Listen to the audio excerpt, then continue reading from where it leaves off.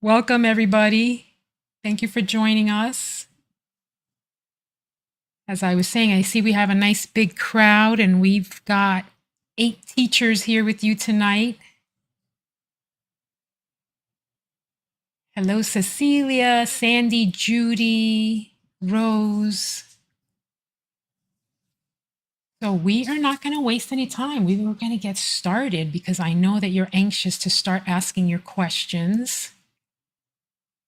And I am going to go around from the top corner, and I am going to have Dina introduce yourself. Hey everybody, I'm Dina Coble, and I'm located in Greensboro, North Carolina, and excited to be here. I don't know, Violet, if you wanted any more information or just place and hello. Anything that you would like to share, anything about yourself? Yeah, so my whole focus is loving myself and helping others find that place of love inside of themselves because we all got it. So let's Yeah, enjoy it. I love that. All right. And Melanie, I'm going to move over to you only because you're over there on the other side of me. Hello, everyone. I'm Melanie Underwood, and I have been on Insight Timer since November, and I do mindful cooking and intuitive baking.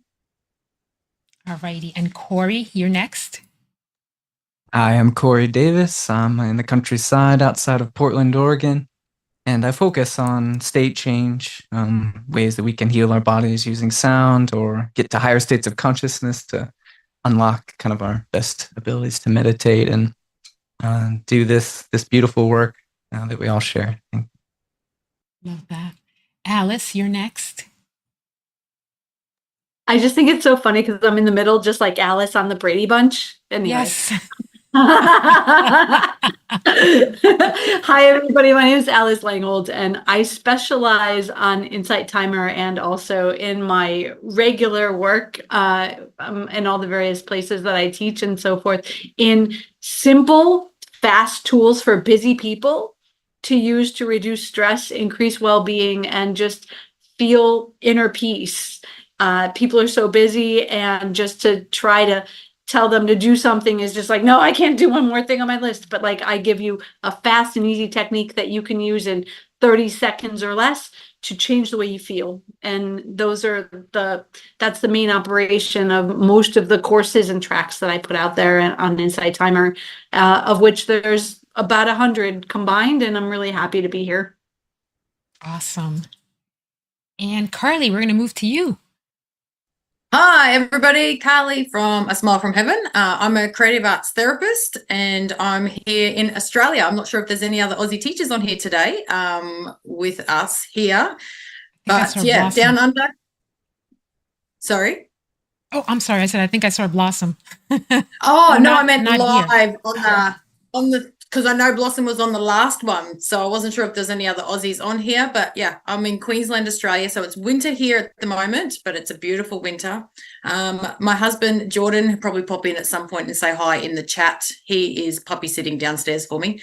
We've been here on Insight Timer for probably just over 3 years now. We love it. I specialize in creative art therapy and connecting within for your own self-love, self-healing, and self-worth, using all forms of creativity. And Jordan is a medium and spiritual healer. And we do lots of different types of live events here on Insight Timer, and I love it. I do mostly cacao ceremonies and creative sessions. So thank you, Violet, for inviting me on. I'm really excited. Oh, you're very welcome. I'm just as excited as you are. And Femke, I'm going to go over to you next. Hi, my name is Femke Bakker, and I'm residing in the Netherlands. I'm a teacher of self-gentleness. I'm since 2019 on Insight Timer, and self-gentleness, well, I have a definition. It's radically accepting yourself as the most important person to consistently deserve your own gentleness. And I'm creating tools where meditation is part of it to help people to become more gentle with themselves, and in the end also in their interactions with others, because I think it's the key to bringing a little bit more gentleness to the world at large even. And thank you so much for inviting me. I'm really excited to have this talk with all these wonderful people. Yes, thank you for being here with us. It means so much to me when everyone agreed to come on. You know, every time I see one of those notes pop up, I get so excited. And John, we're going to move on to you. Hi, everyone. Thank you so much, Violet and Melanie, for hosting these. This is just so fantastic.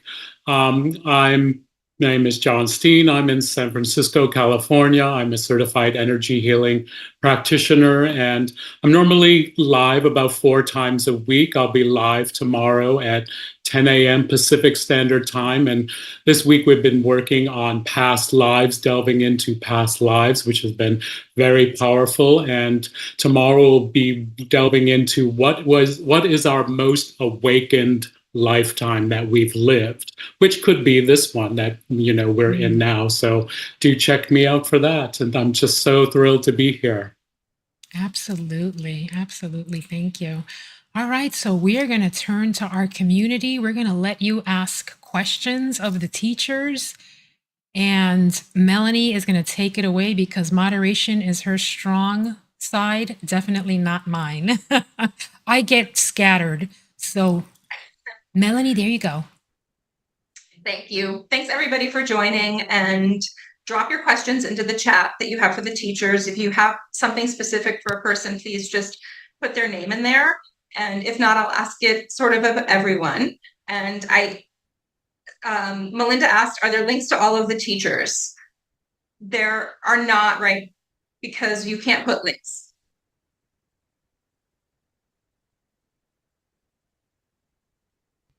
That I go into my teacher's profile, and if you click on my link tree, it will take you to the list of all the links of every teacher that's here right now, every teacher that's been here in the past. I have them all separated by dates.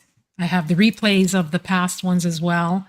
So just make sure you click on my teacher's profile and you can get all that information. Because moderation is not my strength, but the organization is. So I took care of that ahead of time. And also, someone asked, is it general questions? You can ask whatever you would like.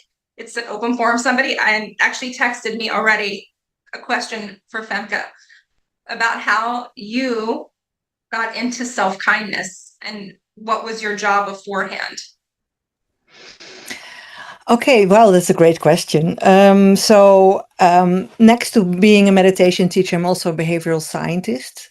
So I also study the impact of meditation. There are some courses here on Insight Timer by me that are related to my research into how loving kindness meditation can cultivate tolerance. For instance, authentic leadership is another one. But self-gentleness is actually a really personal story. I was so lucky to have a TEDx talk last year. I recorded it also for Insight Timer, so it's also in my profile, where I share my personal story, which is basically that I'm a previous perfectionist. So I used to be a perfectionist, but I'm still a previous perfectionist because there's always the chance that you will fall back, when something is there. And I think a lot of events in my life helped me to start understand that there could be only one person starting to be gentle with me, and it was I.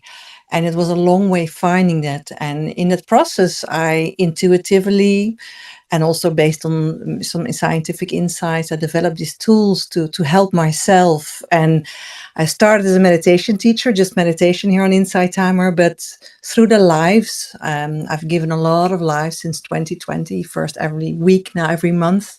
Tomorrow is one at 3:30 p.m. EST if you want to join. And I realized everything I teach is about self-gentleness. So I developed the definition, I will say it again, radically accepting yourself to consistently deserve your own gentleness. What I really like about using the word gentleness instead of self-love is that the word love has a lot of connotations. It can be also problematic word sometimes because we use it in so many things. We can sometimes be really angry at someone and say, well, I love you, but, right?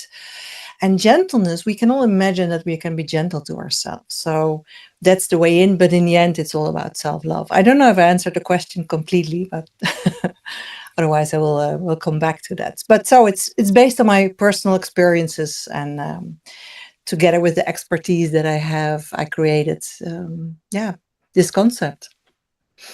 I think that's amazing. And I know one of the things I always say in my lives is, as a former pastry chef, I'm a former perfectionist. So I'm curious, and unmute yourself if you feel this way. Is anyone else in here related to that? Does anybody else feel like they were a perfectionist, or maybe you still are? Carly. For sure, I'm definitely a reformed, sometimes slip back into my perfectionism. And as a creative arts therapist now, I've created a toolbox of ways in which I can overcome that for myself. And I found abstract art and art journaling and mixed media art was one of the best things for me, because there's no precision, there's no perfectionism regarding, drawing a specific landscape or a portrait picture. Once we let go of that fear and just play with art in a fun, carefree, intuitive, flowy kind of way and just make a mess, we really let go of, well, for me anyway, I let go of a lot of perfectionism, and I actually opened myself up to creating art in a way that I've never created before. So I can look at it now and it doesn't need to make any sense. It doesn't need to be understood by everybody else. And it doesn't matter if it's a mess, because that's what art is supposed to be. It's supposed to be messy and fun and nothing precise or perfect about it. Which is sort of an analogy for life. I feel that way about cooking. Art, cooking, messy, life. Anybody else relate to that, or no? None of you guys are perfectionists? I definitely am. Just our Alice. Alice? I'm not a perfectionist because, I'm willing to make mistakes, because I know that it's just I just want to try everything. And so if I was so I just try to just give myself permission, but I have a thing called the door. The door means I'm going to try this. And if it doesn't work, I can leave. I can stop doing it. I can quit. I can do something else. So that makes me feel secure to try new things. And if you're someone who's been a perfectionist, maybe you want to give yourself the door and say, something, I'm just going to try and see if this works out. And if I decide it's not working out, I can do something else and stop doing this. And that adds a layer of security. So I hope that helps somebody. And Eva asked a pretty deep question, and I'm sure some of you saw it: how to cope with the fear of death. Anybody? John? Hi, thanks. I saw that question, and thanks for that question, Ava. That's actually one of my biggest fears in my life, and the way that I have try to deal with it, because I do think about it actually quite a bit. My mom actually passed away about 6 weeks ago, so she was my last parent to die. So for those who have experienced all of their, both their parents are dying, that puts you right up to the front of the line, right?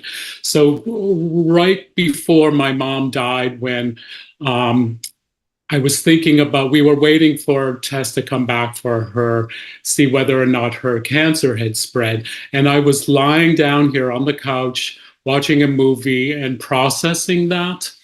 And I realized, when I was having those feelings of, I hope it's not, her cancer didn't spread, all these random thoughts going in my head about my mom maybe dying. And I realized in that moment, I had to look at my mom at the soul level. And once I was able to look at my mom at the soul level and not put on my wishes on my mom, and just really mind my own business, because my mother is on her own soul journey, like I am, like all of us are. And once I was able to realize that and really mind my own business and step away, that I can't get involved with anyone else's soul journey whatsoever. So that really helps me with my own death, that knowing that my soul is on its own journey and death is just a continuation of life. And we're just in this physical incarnation in this body. And maybe I'll be in another body, or maybe I'll be a tree or a flower or a bird, right? We just go through those cycles, in my belief anyway. So just thinking of the soul has really, really helped me thinking of my fear of death. So I hope that helped. Sure it did, John. It was very beautiful, and thank you. Dina? Yeah, so I saw Eva's comment as well, and I just did something that may be supportive. It's called How to Operate in Times of Fear. It's a track that I have out there now. It just went yesterday. And part of it is thinking that life has an opposite, which is death. And there is no opposite to life. You've always been, you always will be, and you are. So death is not the opposite of life. It is an ending of this body, but you absolutely do go on. And when you can feel that formlessness that you are, it brings down that intensity of fear around dying. And you still have a few fears, like nobody wants to die in a horrible way. But you don't die. You don't end. You're going to be okay.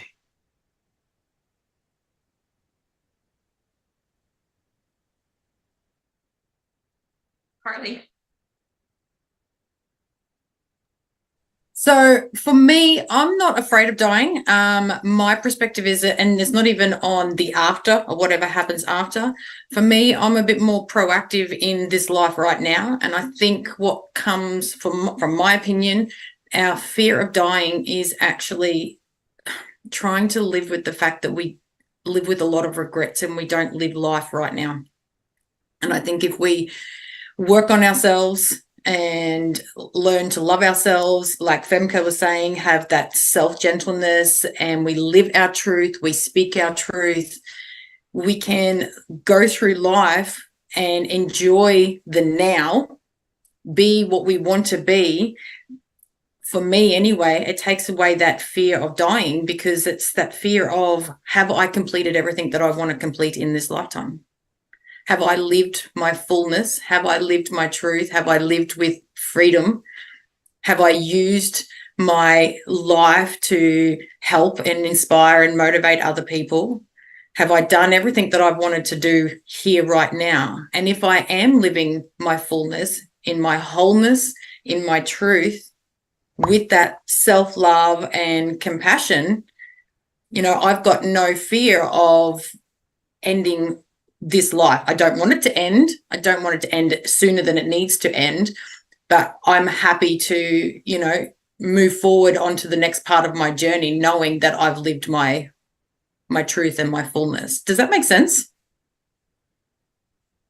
Yeah. Femke? Yeah, I really like that, and I would like to add to that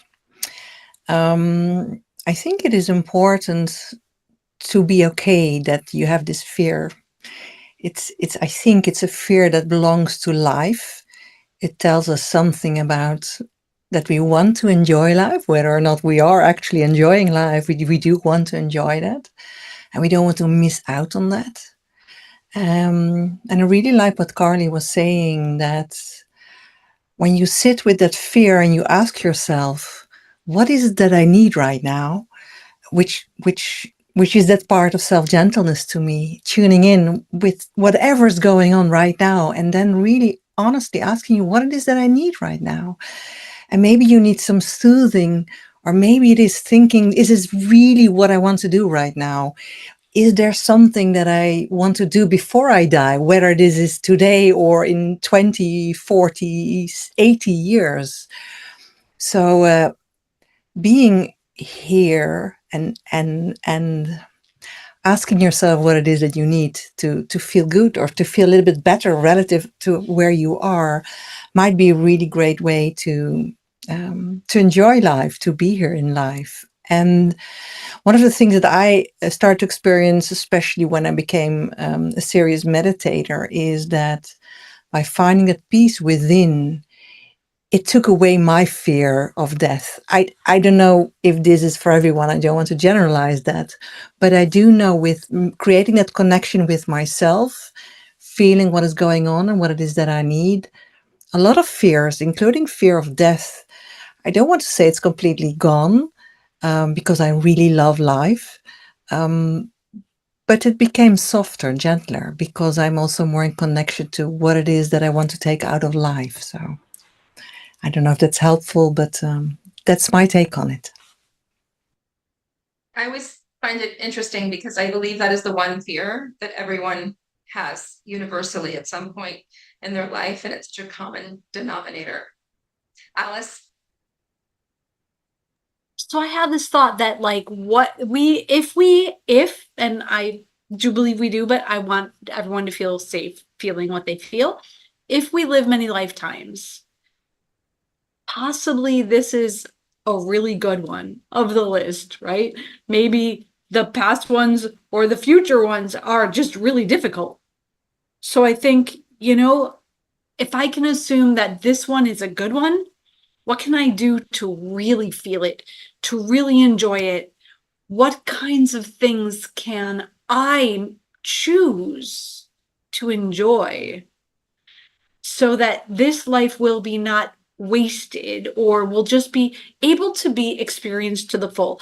Because I feel like, all the times in history of war in the past, there's no doubt that in my mind that my soul has probably gone through some horrendous thing that I don't want to have right now. Right now, things are pretty good. I'm here. I've got my family. I've got a house. I'm like, like in the big picture, this is pretty good. And my problems are small. And so I think to myself, all right, when I'm feeling overwhelmed, let me come back to the idea that like, maybe this is a good one.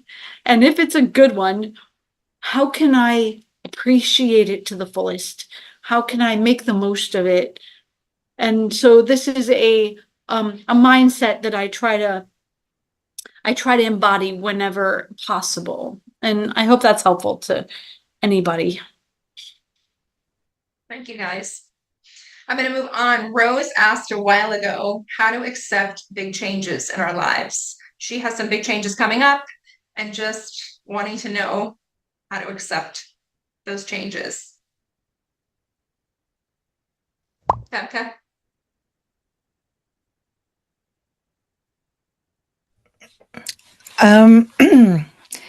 Yeah. Step by step. It sounds really weird, maybe, but when there are a lot of changes, it can be, even if you love change, it can still be, unsettling sometimes. And I know that I love changes, but when I'm in the middle of change, I also notice it gives me a lot of stress and a lot of uncertainty suddenly that you need to deal with.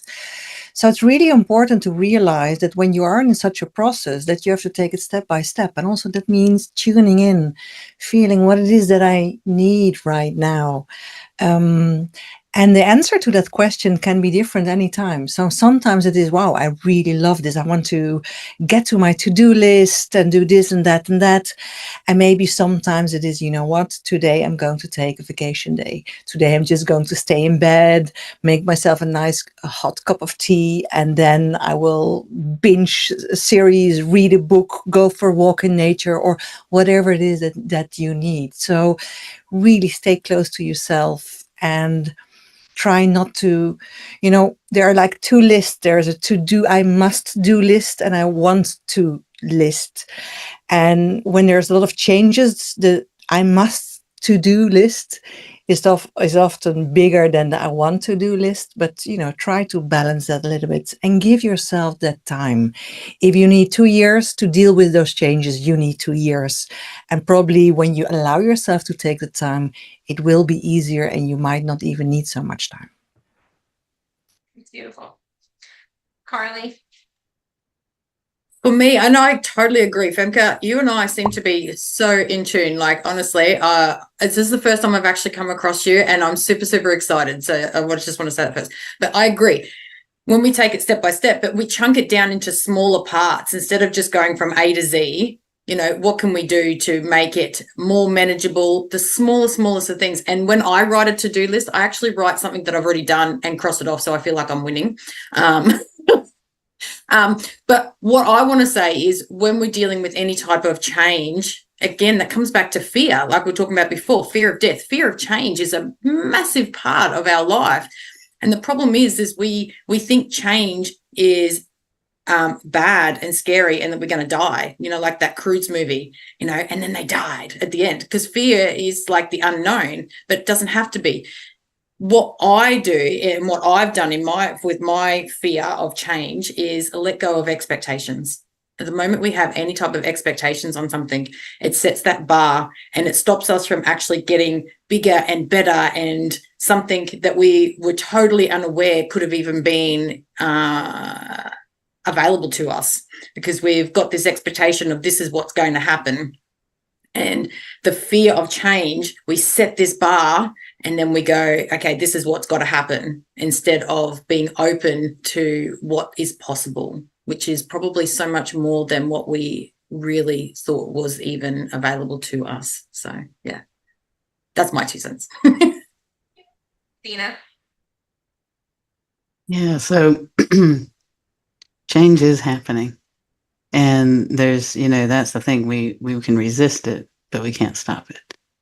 And so all that energy we put into doing that steals from us the opportunity to enjoy ourselves and enjoy our lives. But it's, of course, the fear of the unknown. What I got right now is okay. I'm scared to trade it up for something different. And so change can be really, it's just distractive energy, because most likely the change you're facing has already happened or is very close to happening. So then it's about understanding that your body is fully capable of working with this change for the best outcome, and putting your energy into that and working with that. And also it's about letting go of control. And I do have a track out there called Control, the Ultimate Arrogance of the Ego, which can help with accepting change and knowing that it's all working out perfectly okay. You're going to be in the right place at the right time. You don't have to stress about it.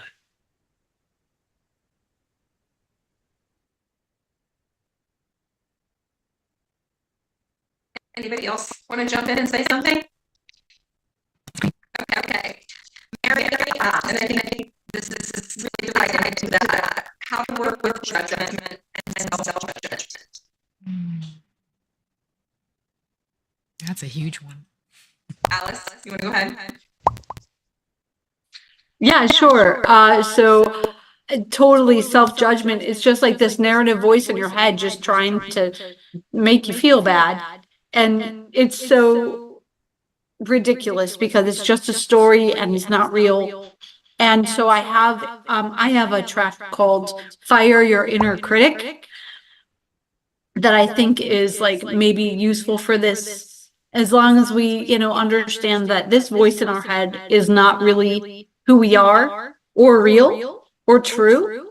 Then this, the track that I have, Fire Your Inner Critic, and also I have a track called How to Stop Shaming Yourself for Mistakes. So just quick tools to try to just like understand that this is not real. The reality of who you are. Oh no, is something wrong? We're getting some like comments that people's audio are funky, and I'm sorry. There's some echoing. That's okay. Is there anything I can do to maybe? I also don't, but I think we're not listening to the live feed, but in any case. Maybe Jessica, is who's it echo? hearing? if I okay, sorry. Okay, No, we're good to go. no, that's okay. All right, yeah. Okay, sorry. I guess I just want you to know that the voice in your head is just a story that comes from conditioning in your past, but that doesn't make it real. That comes from things that people told you when you were young, or things that have happened to you that have made you feel a certain way and be afraid. And so, the more that you can trust yourself and overcome them, just use some quick tools to try to clear those or block them, and you will be okay. There are ways to fix this because, again, it's just a story and it's not real. Thanks, everybody. Thank you. Corey?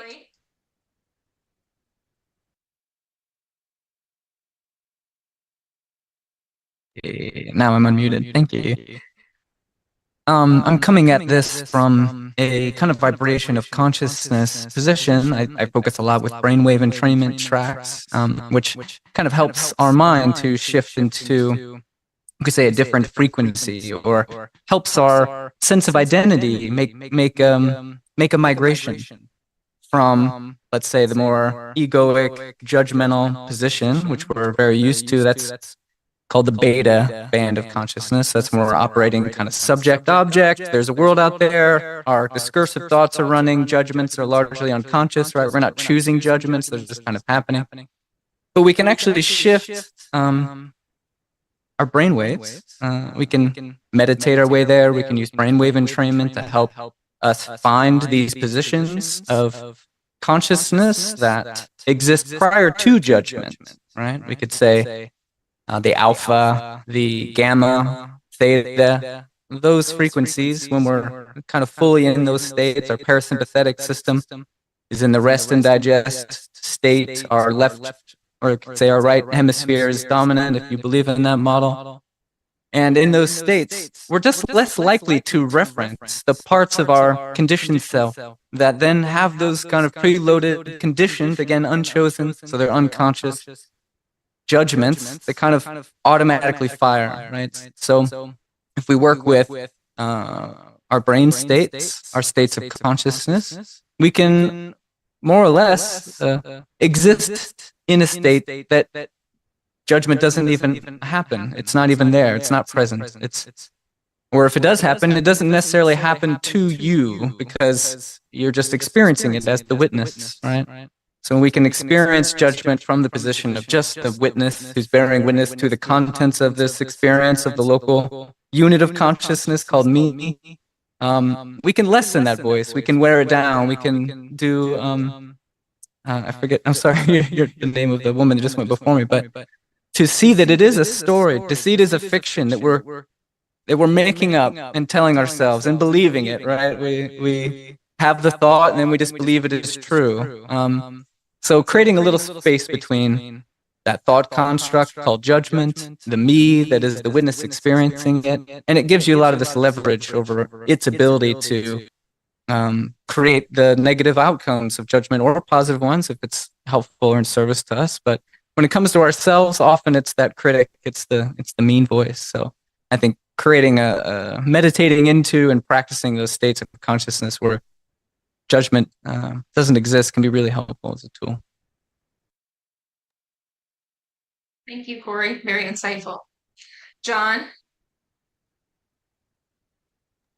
I just wanted to share a real quick a quote about judgment that helps me when I get into that space that I saw months ago. And the quote is, "When I judge another, I'm inviting that other person into an agreement they did not agree to."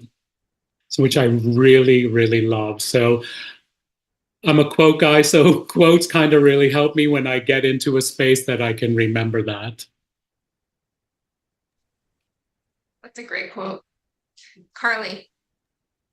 I'm a quote person too, John, so I'm always reciting things that I've picked up. But for me, with judgment, and we all have judgment, we all have self-judgment, and that whole reptile brain that we have that's 300 million years old that just keeps us in fight or flight mode, it hasn't evolved enough for us to see that the the stresses that we're in at the moment, they're just perceived there's perceived threats.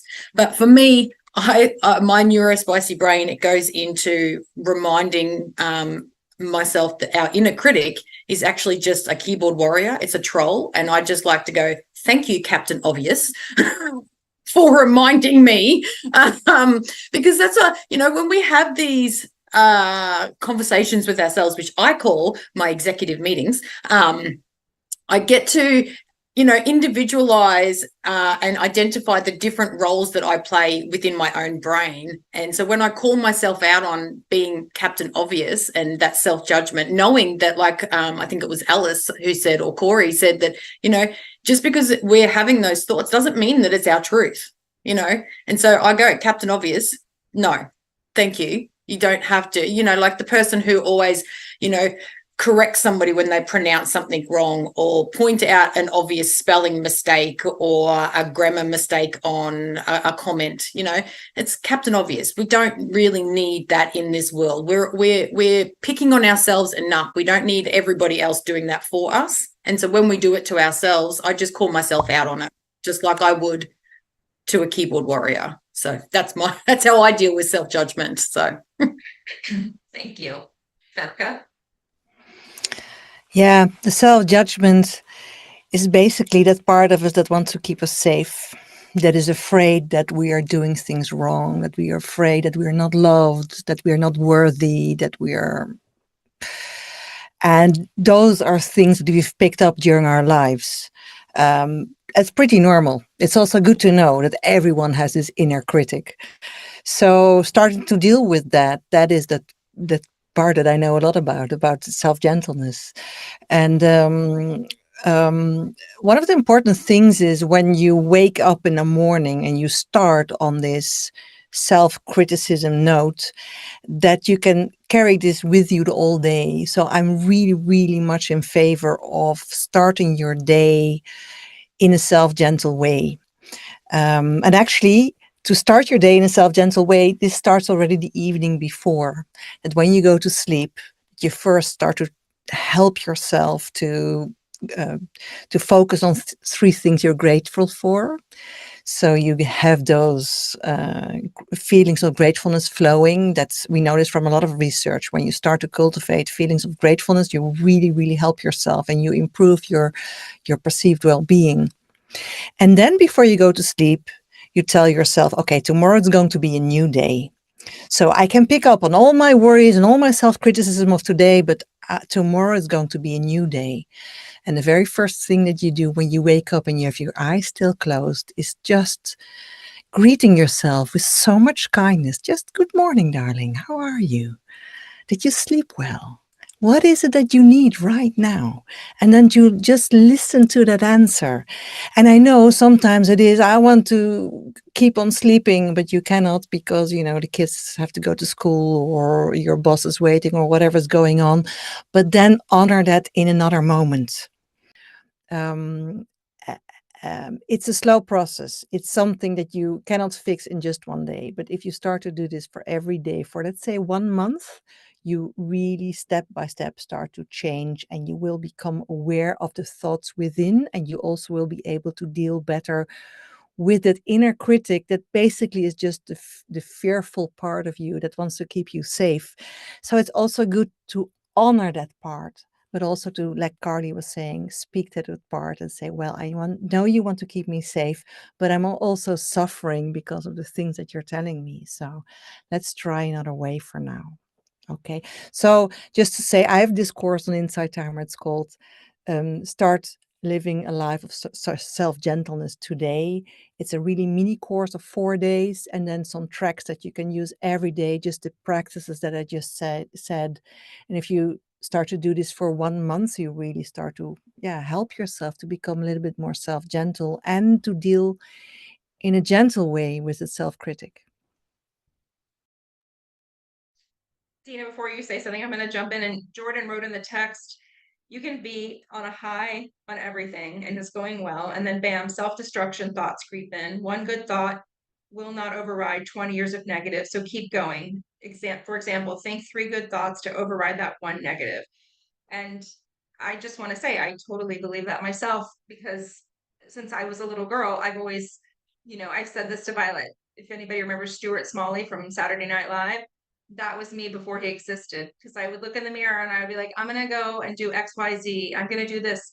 And I'm that person today. Even if I don't believe it, I'll tell myself something, and I will eventually believe it. And that's for me how I work. Sorry, Dina, go ahead. No, I think all these examples of how to take care of yourself are huge, and each person's going to resonate with something each person said, and I did too. I loved hearing everybody's. And Femke, I'm totally going to listen to yours because I felt it all over me when you were like talking and like be gentle and good morning, darling. I was loving that. And and I'll just add one thing about like self-punishment or self-judgment, and it is that I think the pain that we actually feel around self-judgment is where we separate from who we are. When we step out into a different position and we turn around and we look at ourselves and we judge us, we've actually separated from ourselves. And that's the pain. It's not so much about what we're judging ourselves on, but the fact that we've separated from who we are. And so, taking the time to come from that whole space and return these little parts back to that. And, I have a track called Self-Punishment. If you want it done right, do it yourself, because all judgment is self-judgment. And so in that track, it's different from some of the other ones because I actually go through a process. And if you listen, you can join in on that process and help yourself as well. So, but, there's so many tools that each person is given. I mean, it's a plethora of them, and we all got enough funk that we can use one of everybody's. Femke, did you want to add something? No, okay. So Somebody asked the name of Jessica, oh. Femke's course. I'm sorry. Femke, what was the name of the course again?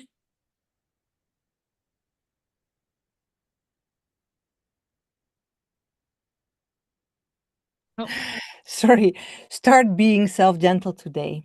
It's yeah, you can find it in my profile under courses. There are several courses, and if you understand Dutch, there's also one in Dutch, but also in English. Yes, start being self-gentle today. Thank you. And Dina, also, what's the name of your track again? Self-punishment. If you want it done right, do it yourself. It's a great title. Yeah. So Carly and John both said that they love quotes. And before you said that, Jessica asked, what word or quote what is a word or quote that you use to guide your life or work? Your hand is up. Go for it. Where do I start? There's so many. But there's my word. I have two words. One is choose, like I choose me. The other one is perspective. They're my main words that I live by. But the two main quotes that I live by is the grass is not greener on the other side. The grass is greener where you water it. And the other one is those who matter don't judge, and those who judge don't matter.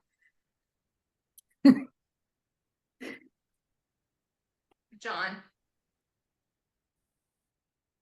Oh, my favorite quote is thank you, just thank you. And the quote that's really helped me in my own healing journey that I've been on in the last 4 years is by Carl Jung. He says, until you make the unconscious conscious, it will direct your life and you will call it fate. That has really, really helped me bringing the unconscious behaviors and stuff in my life forward so that I could heal that.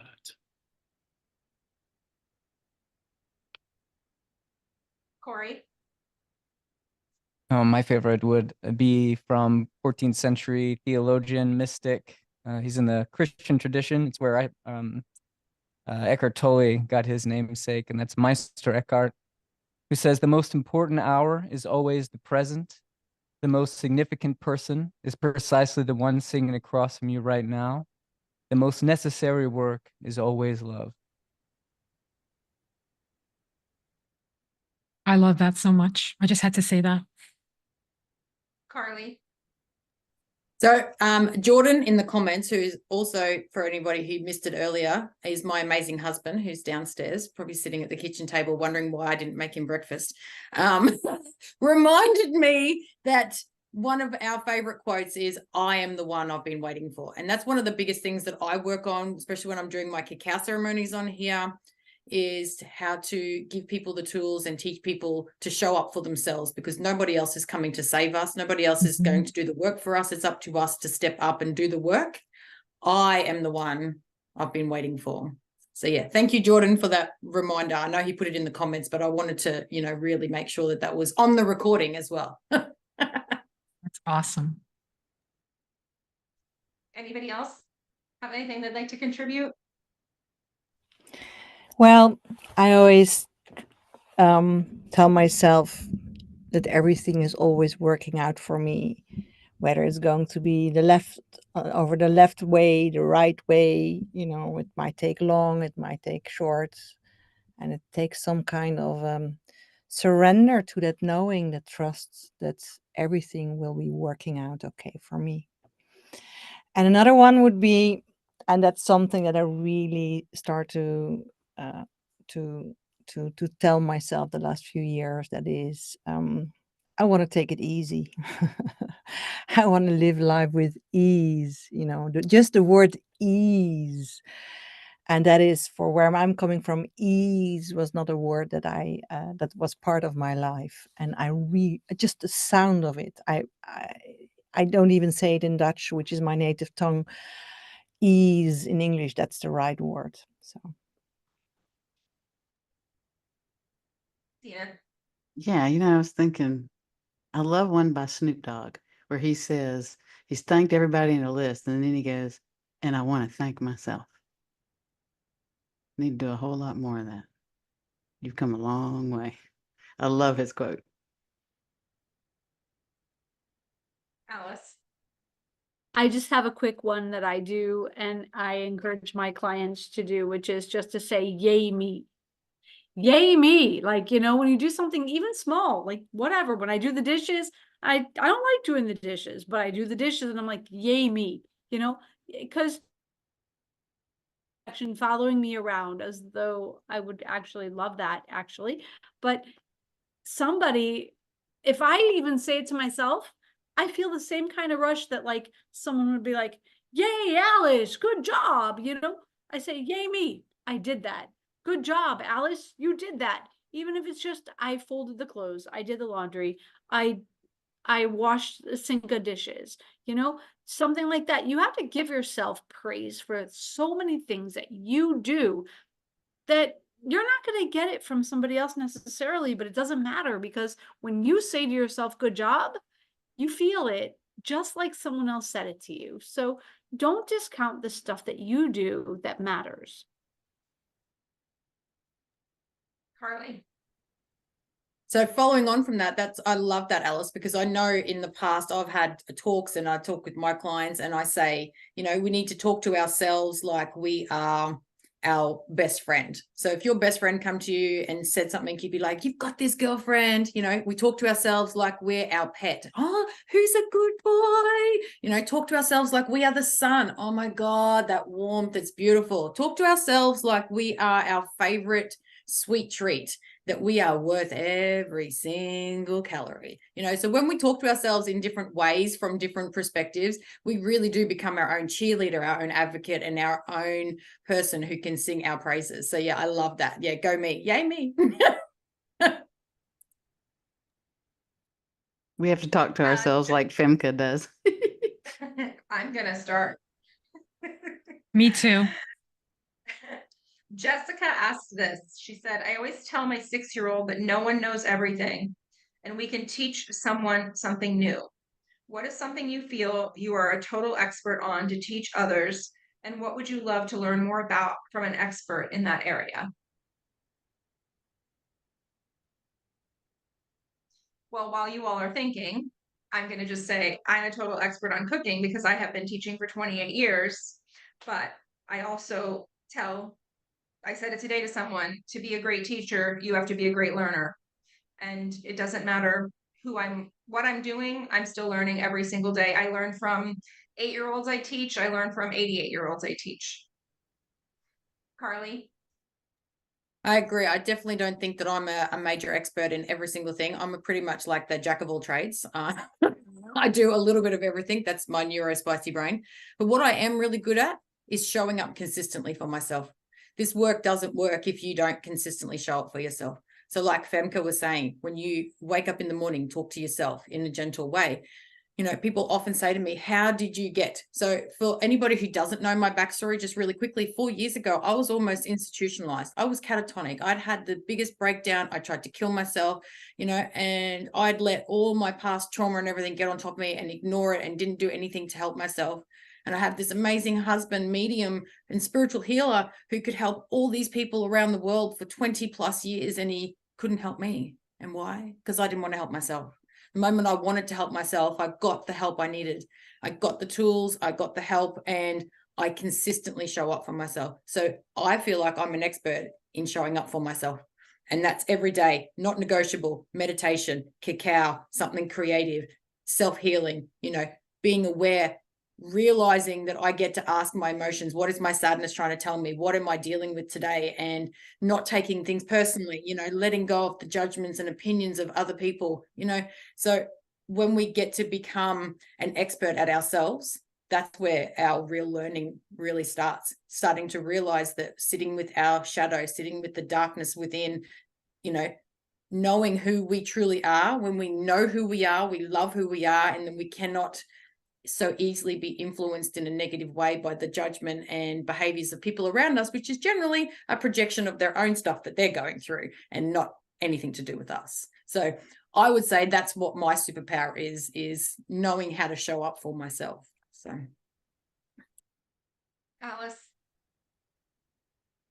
Hey, thanks. I think that I'm here on earth to help people find easy ways, things that feel accessible and workable to them, to address what they have to address so that they can feel good about their life.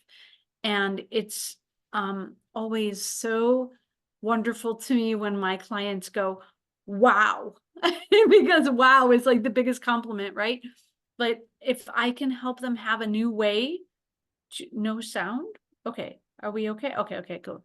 Okay. If we can have a way, thank you. Okay. If we can have a way that we can change our thinking or feel better or reduce our stress quickly, then thanks, Rose. Okay. Then this is something that we can do to help. And my big thing is I want to help people. And if I can help you feel better, it's great. And so I work on all the ways that I can learn to help myself feel better. And then if it works for me, I'm going to teach it to you. And so my superpower, if you would call it that, is finding ways to simplify and explain in a rational way how to do something that's going to help you feel better. I am so honored to be here, by the way, with all of these incredible people tonight. Violet, for inviting me to be part of this. And I hope that you'll follow me and try to look at what I have and see if there's anything there for you. And I'm going to do that for the rest of you all because you're all amazing. Thanks. Corey? Yeah, I'd say what I've been focused on most, besides healing this chronically ill body, and working with those who also struggle with chronic illness or suicidal ideation, which, you know, has, of course, if anybody's struggled with an incredibly powerful illness, that seems to be your path, your spiritual path here on earth, and how to surrender to that, to make it work for you, to understand how it is chosen at a higher level oftentimes than what we can perceive in the moment of our kind of ego's reckonings and judgments about it. So maybe walking those on the path of healing through chronic illness, and to get through the mud that then becomes the lotus once we get into it deep enough and confront it and face it and learn how to transmute it into a beautiful, loving, life and healing journey. Yeah. That was beautiful. Femke? Yeah. So I think I'm an expert in self-gentleness. I always say in my lives, I'm a master of self-gentleness, but does it mean that I'm always self-gentle? No, not at all. It's actually becoming self-gentle is a lifelong work in progress process. And it's like peeling an onion. And you always get in new situations where, you're challenged again. And I'm also not always self-gentle, but I'm a master of self-gentleness because I recognize it when I'm not. And then I really, really help myself to find my way back to that self-gentleness. And sometimes it's just like that in a second. And sometimes it takes me 2 weeks, right? It depends on the topic. So also there, we don't have to be perfectionists. Having that said, I'm always open to learn from anyone. Also, so I teach also at the university, not self-gentleness, although I try to put it in the mix, but I'm teaching all kind of other things. However, I always learn from my students because they ask me things and I always say, well, no question is stupid. Every question counts. And I really learn from that. And so I think maybe my extra superpower is that I'm really open to the world and wanting to listen to people, hear them, have as least expectations and assumptions about them. So I can really truly learn also from people. So yeah, that's my answer. Dina? Yeah, so my expertise is diving in to the formless love that we are and expressing that through everyday practical ways of being. And you are that love. And I love being on this planet with you. And it makes it so much more a pleasure. So thank you for being the unconditional love that you are and showing me that all the time in practical ways.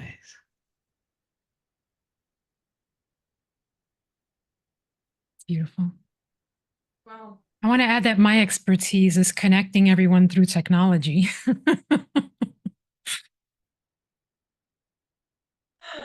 That's true. Maybe just technology in general, Violet. Definitely. It's almost 7. So what I would love if everyone can go around and just, because we have now over 200 people here, so a lot of people Oh. joined later. Can I say something too? I know that some of you had questions we couldn't get to. Please join the group Ask Your Guides because the teachers are there and you're more than welcome to continue this conversation. Ask them questions in the group. We're all there to respond to you and I see everything. So even if your question didn't get, we didn't get to it today, please share it in the group Ask Your Guides. And you might get more answers. I know Bobby had a question we didn't get to. So a couple of things I just want to address, and because a lot of people are asking, can you please put all the teachers' names in the chat? Maybe every teacher in here, just write hi. And then you can click on the teacher's photo. And I think you can follow the teacher from their photo. But Only Violet if does- they're on, I was gonna say only if they're on their laptop. On the phone, it doesn't let you follow. I've tried. Okay. The other option you have, it's a little more difficult for you. You could screenshot us because everyone's name here is their name on Insight Timer. So you can screenshot and then go back in and follow. I know it's a little bit of a pain in the butt, but it definitely works. So I know we're wrapping up, but I would just love it if all of you guides, teachers could just, again, say your name, tell us whatever you want us to know. Maybe tell us when your next live is, how we can support you as teachers from the audience, as other teachers, just sort of whatever you would like us to know. Dina, can I start with you?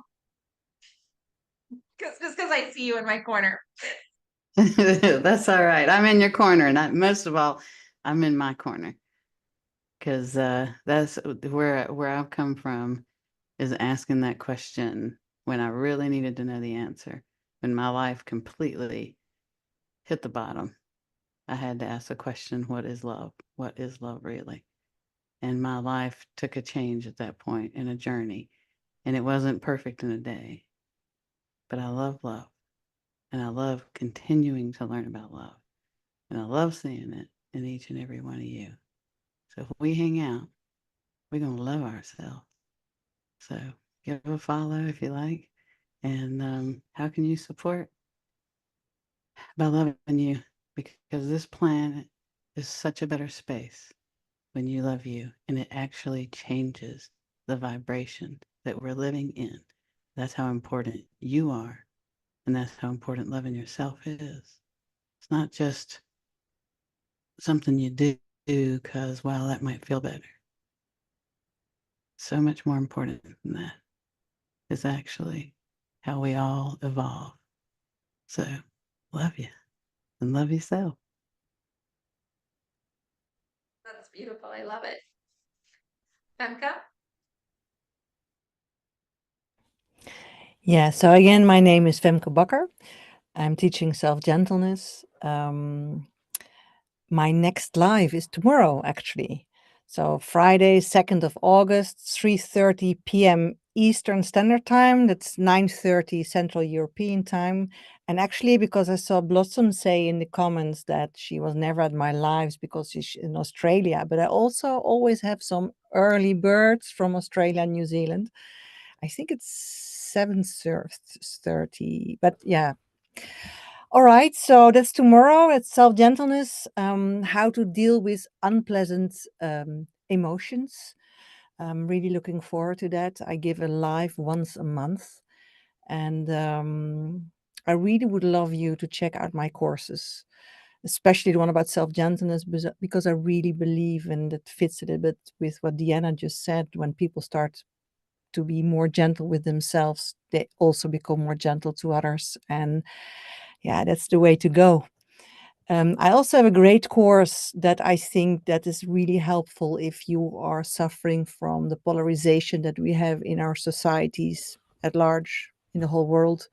It's called How to Deal with Challenging Opinions and Behaviors. A lot of people took it. If you start, just take all the 10 days, because it's really built into not understanding something with your head, but feeling how you can be a part of a world that can be more tolerant. Let's agree to disagree. So, yeah, you could support me by following me, coming to my lives, but especially become self-gentle. And thank you so much, Melanie and Violet, for hosting this. I really enjoyed it. It was really great also to meet the other teachers. Thank you so Yeah, much. thank you so much for coming too. John? Thank you so much, Violet and Melanie, for hosting this. Thank you to all these amazing teachers here that I get to share this space with. I'm so very grateful. And thank you to everyone out there for supporting us and coming to this amazing live. I love the innovation that's been happening on IT since the live started in 2020. I started the lives in 2020. My life had fallen completely apart. I didn't know what I was going to do. And I would never going to all these modalities that all these amazing teachers offer here and trying different things and finding energy healing that changed my life and helped me deal with the things that were going on in my life. And now that I'm a teacher here on Insight Timer, and here on this live here tonight is like such an amazing full circle moment for me. And I'm just so beyond grateful. And like I said, my favorite quote is thank you, that these modalities do work. We can change our lives. We can heal. We can grow. And what is so amazing about Insight Timer is it's like this little niche community, even though there's almost 30 million people online, where everybody is really loving each other, where, you know, it's just, there's so much love on this app and so much love with the people here. And I'm just so very grateful for this app, for this community, and for all of you. So thank you, thank you, thank you. Thank you, John. Corey? Yeah, I echo John's beautiful gratitude and everyone else who's able to participate today. It's just so wonderful to get all these insights, to share our wisdom, to share our healing journeys and what's working for us. Just so beautiful. So to support me, the best thing you could do is learn how to best take care of yourself, right? We're all learning more and more optimal ways to do that. Every day is a new opportunity to learn a little bit of a different or perhaps enhanced way to take care of ourselves, which helps us all evolve to our greatest potential. So come find me if you struggle with any kind of chronic illness. You want to shift your state out of pain, anxiety, depression, fear, guilt, shame. That really helps to kind of see a new perspective on your situation so you can keep moving forward and bless the world with all your gifts. Thank you, Corey. Alice? Hey, I just want to again thank Melanie and Violet, especially for moderating and inviting me to be a part of this amazing event tonight. I am here to help you if you need quick tools, if you need a fast way to shift your thinking or shift how you're feeling. Like I study stress and all the various tools that work on various kinds of stress, like the stress of feeling not good enough or the stress from after conflict. And there are specific tools that work on those, and I want to give them to you so that you can become the kind of person that you want to be and help yourself shift into a better state of well-being. Again, I'm so impressed by everyone that's here tonight and so grateful to be a part of this event, and so much love for all the people that were here tonight that we can share with you, or this morning, depending on where you are. But in any case, I'm in the United States in Maryland, and I'm really happy to be part of this like global group where we can just offer our love to all of you. Please follow me if you would, please, and you can look through all the courses and tracks that I have to offer, and connect with me if there's something that you need, because I'm here to help, and it's like my life purpose, and I'm so happy to be a part of it. Thank you again for letting me be here, and thanks for listening. Thanks, Alice. Carly? Hi. So my name's Carly. Obviously, we go under the name of A Smile from Heaven. My amazing husband Jordan is downstairs. Normally he'd be up here with me sometimes as well. And I'm a creative arts therapist. I'm here in Queensland, Australia. So my time zone is very different, but I do try to do different time zone lives. So coming up next week, I've got, for Australian time, Monday morning, I've got a 7 a.m. cacao ceremony, which is a beautiful heart opening and way to connect in. So that's what I love doing, is I love giving people the tools to help connect back in with their own self, to be raw and vulnerable with themselves for healing and wisdom. And I use a lot of creativity in my life, obviously being a creative arts therapist. And so Tuesday and Wednesday, I've got 2 creative lives here on Insight Timer, one in the morning at 9:30 and then one in the evening on Wednesday night at 6 o'clock. One's for junk journaling and one is for art journaling. And I love these creative lives where I get to just be fun and free with my art and show people that you don't have to be an illustrator. You don't have to class yourself as an artist. Your stuff doesn't need to hang on museum walls or even be seen by anybody else. Just give yourself permission to play and realize that when we connect with ourselves in any form of creative way, whether it's with paper, with paint, with food, with Mel, we give ourselves permission to be childlike and free and tap into our own intuition, because the more we creative, we actually open our intuition up as well. So that's what I love doing, and I really hope that you guys have enjoyed my little part. I feel like I'm fangirling here. Little old Carly in Coomera in Queensland, Australia, gets to be part of this amazing group here. And it's, I know I often am on a lives, and when I, talk to people, they're all like, oh my God, we love you. And it's like, but I'm sitting here fangirling these guys, Mel and Violet and Femke, I think I might be just in love with Femke now. So I'll probably go and stalk her now. I'm so sorry. I have loved her for years.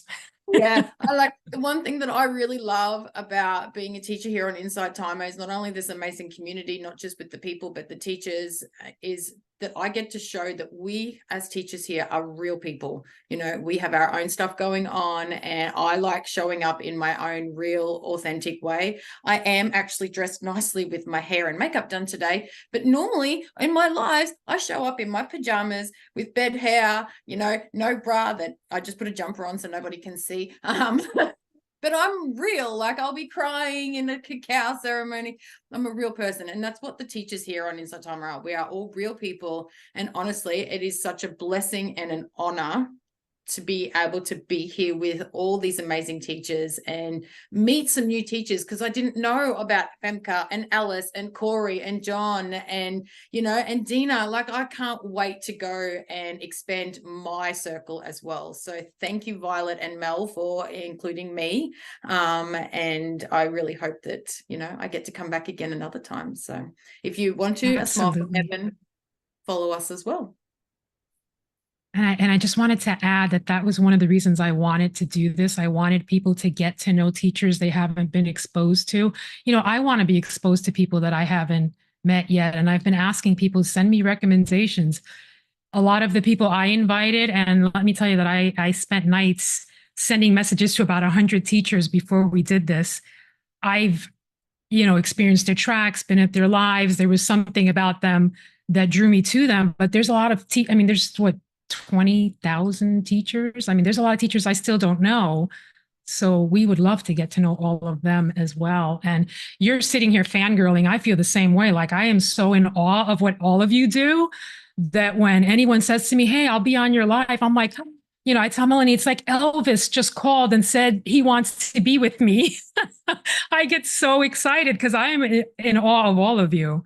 So thank you for saying that. That's so beautiful. And thank you for being here, all of you. And Melanie, I'll let you close because you're, you know, good at this. Well, Violet, you didn't say what you did and what we can do to support you. And then I'm going to go. I want to know what we can do to support you, because you're doing a lot to support us. Honestly, just being here for me is such a big deal because, as I've told everyone before, I was such an introvert that I got on Inside Timer to get outside of my box. And, you know, I kept saying to myself, feel the fear and do it anyway. That's my quote, because I was terrified of being on camera. I'm not a big speaker.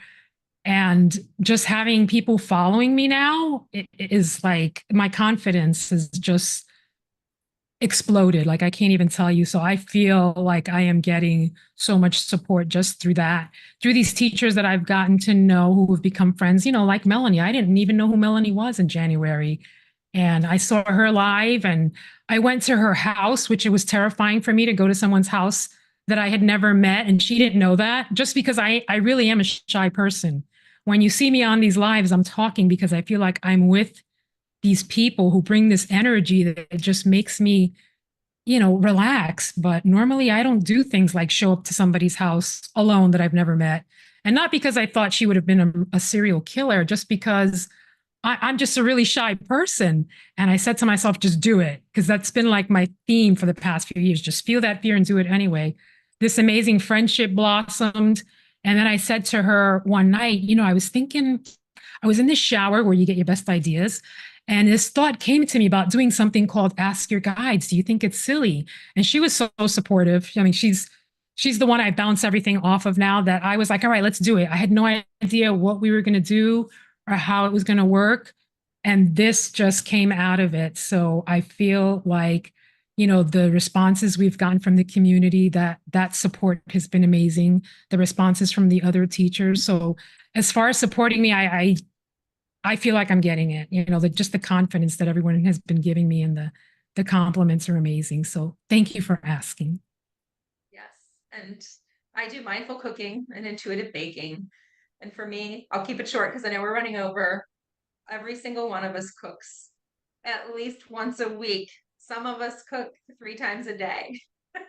And cooking is such an amazing opportunity to use to be mindful and reframe how you come into it, and try not to be frenetic and use it as a tool, because you're going to do it anyway. So it's a great thing to just use as a tool. And I love lives. I do multiple lives here on Inside Timer. I have one tomorrow called Gather Under the Stars, and I'm doing foods related to Leos. So I hope you can join me there. And it has been wonderful to have each and every one of you, teachers, guides, students, participants. It's been really wonderful to know you and learn a bit about you. And as Violet said, she has a group called Ask Your Guides. It's another way to connect with teachers. Most of us are in it, and you can drop questions in there that didn't get answered. So thank you all very much. Yes, thank you. Bye, everybody. We are going to say, I was going to say, we're going to say goodbye and we're going to end our live and let everyone get back to what they have to do. Thank you, all of you.